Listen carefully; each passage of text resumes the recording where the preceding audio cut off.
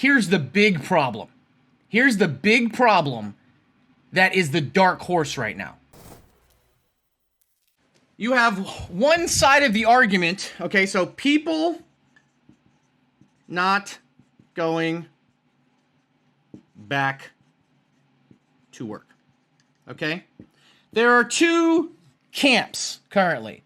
One is saying it's because the unemployment surge is making people lazy.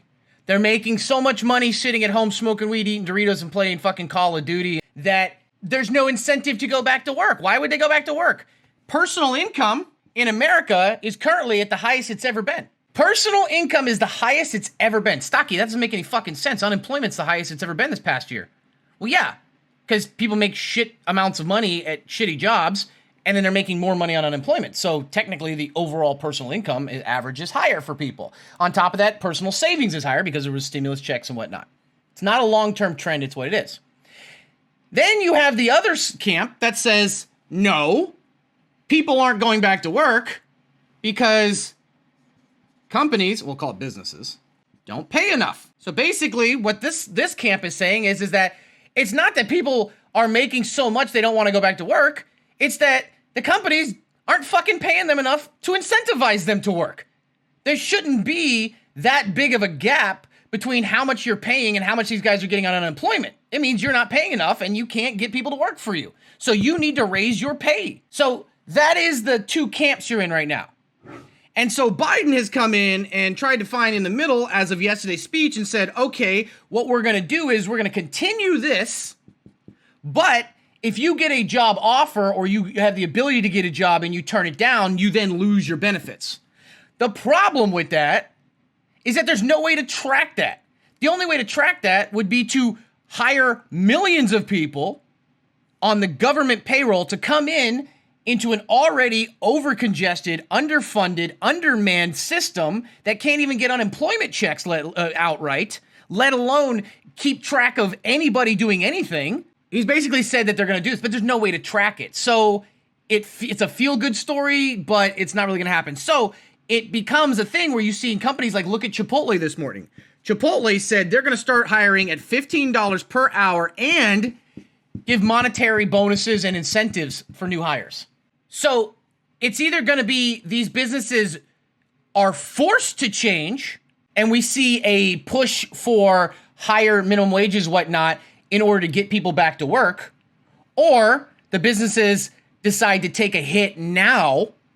Because here's the thing, as a corporation, as an evil corporation, you would, just like what we see big corporations do where they'll fucking undercut their prices so low they take a loss in order to put a competition out of business and then buy out or fuck over the business and then raise their prices. Some of these corporations will do the same thing. They will literally starve themselves in the short term in order to not have to pay higher payroll for the next 10, 20 years, saving them millions of dollars down the year rather than paying their employees. Whether you think that's right or wrong, that's just kind of what we're in a battle right now to see which side wins with this. Okay, so that's kind of what we're in right now. Now, unfollowed.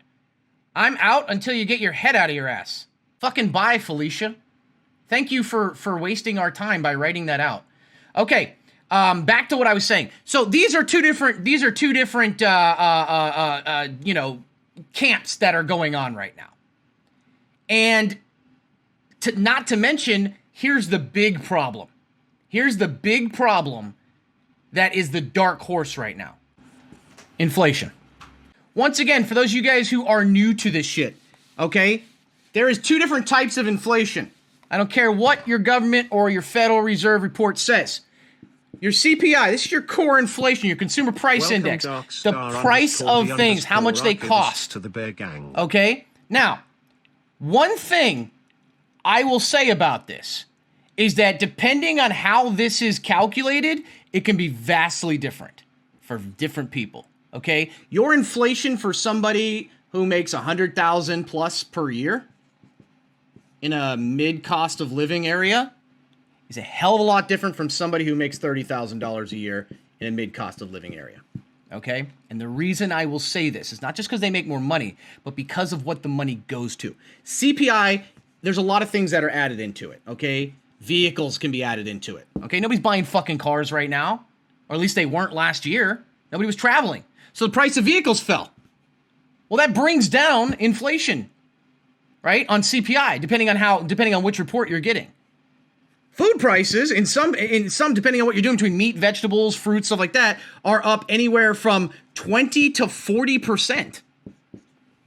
Now, if you're a family of 4 and you're making $35,000 a year combined as a household income, and you've got kids, especially if they're home from school and they're not getting fed at lunch, this affects you a lot. I'm using car prices as an example, okay? Gas prices, it could be anything. I'm just saying it depends on how you factor this in. I mean, look at wheat prices right now. Look at corn. I mean, it's not corn. Look at corn prices right now. Here's something I want to put you an example. Okay. Thief to the bear gang. Corn. All right. You have China demand is through the roof. South America, South/Latin America. Okay. There's a drought. Supply is down. Demand is up. Who's the winner here? Technically, United States corn farmers, they already get subsidies from the government. So this is more profit for them.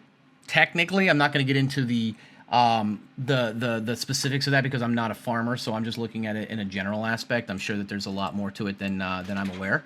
But yeah, so there's a lot going on there as well. Now, why does this matter to the everyday person? Do you enjoy your soda? That's corn syrup. Do you enjoy your cereal? That's corn in it. Do you enjoy, everything? I mean, think about how much more money Muffins is going to have to spend because corn also makes batteries, right? So the thing is that corn is literally in everything. So you could see the price of things go up across the board.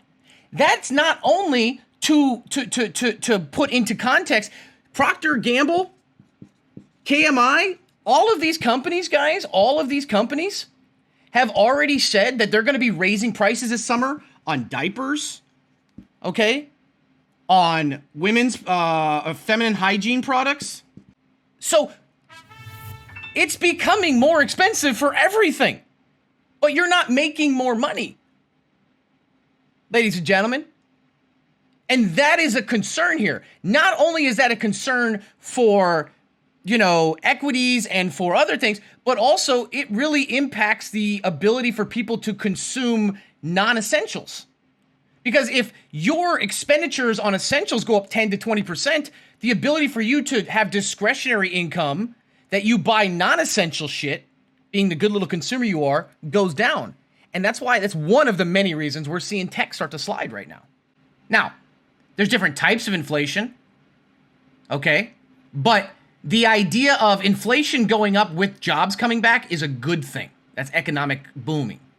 Inflation going up or deflation, if we reversed, at a certain level without people going back to work, without the job forces coming back. Because here's the thing, back to what we said about the stimulus checks. If people were going back to work and inflation was going up, it wouldn't be a problem. The problem is that people aren't going back to work at the droves that they thought they were, or at least not yet.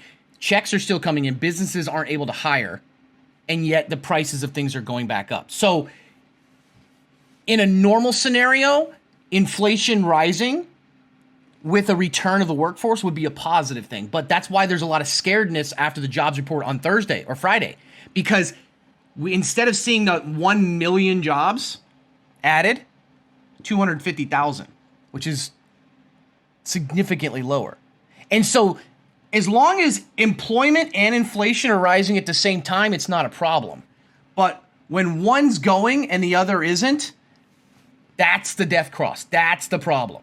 Now, this isn't the most important thing in the world. I'm just kind of giving you guys a little bit of a breakdown of some of these things. There's a lot of other specifics and nuances and changes, and this is a very general outlook, so please don't look at this as like, well, I just learned something on Stocky Stream, I'm a fucking expert. No, I'm giving you a very generalized overload. There's so many other small intricacies and nuances, and I don't work at the Fed, or the Treasury Department, so I'm just giving you kind of an over, look. Why? I mean, even the dollar is fucking diving right now. Just buy gold. And once again, guys, please understand that it's just one report. It's just 1 month. So we're not looking at this as an end all be all, but what happens is investors like to try to price things in. And so people are pricing in, well, what if this continues? And so that's one of the concerns there, guys. So please don't freak out yet. I'm not trying to scare anybody off of anything. I am a long-term investor and I buy all the dips and I'm not worried about the market correcting. I was just trying to explain to these guys what inflation potential is and what people can look at. I'm not saying that that's the end all be all. That's not the reason that the market's going on. There's so many other factors. As far as inflation, okay, so there's a lot of concerns here. Inflation is not necessarily a bad thing. Inflation can be a sign of economic growth, right? More people are working, more people have money, more people are spending money, prices of things go up. It's oftentimes it can be a good thing. But the problem is right now is that people aren't going back to work a lot or as much as they would like. And based on the jobs report, we actually saw not a reversal, but a significant slowdown in hiring, meaning that prices are going up without a in turn increase in employment and consumer spending outside of, certain companies that are providing products to people at home with extra cash. So you don't want to see one outpace the other. Now, the reason that some people are not too concerned about it is because inflation was so low for a while there was actually slowing down potential for economic growth, right? So we want to see an increase in inflation to a point. The Federal Reserve wants to see it steady at 2%. Now, in order to make up for the lost time, you need to see it higher at like 2.5% for a little while and then draw it down. But the problem is people aren't fully back to work yet. COVID's not over. Interest rates are still at zero, but yet inflation is increased significantly. And if wages and other things are stagnant and we've got all these other economic indicators that are a fucked up problem right now, yet inflation is going up, that means people have to spend more, yet people are not working more. It leads to a lot of concerns. Now, for me, for once, I'm actually going to go along with the Fed and say, yes, it is transitory. I think that we're going to get out of this over the next 6 months to a year, and I think that we'll pull back on the inflation numbers. If I'm wrong, then the Fed is going to have to potentially raise rates to slow down inflation. If the Fed raises rates right now, especially because the economy is being jump-started by the fact that corporations and people can borrow money so cheap because there is low interest rates, right? Lower interest rates, more people can borrow cheap money, more people can go buy shit, houses, open businesses, go on trips, do shit like that. If we're not there, but inflation is continuing to run at a point where the Fed has to raise interest rates before the economy is fully recovered, that's going to complete a complete halt to, not a complete halt, but a major halt or slowdown in borrowing, meaning that continued getting ourselves out of an economic hole because of that growth with that cheap money stops, and then we could pull the brakes on it and see a decline. And if we go into a decline on GDP 2 quarters in a row, that signifies a recession.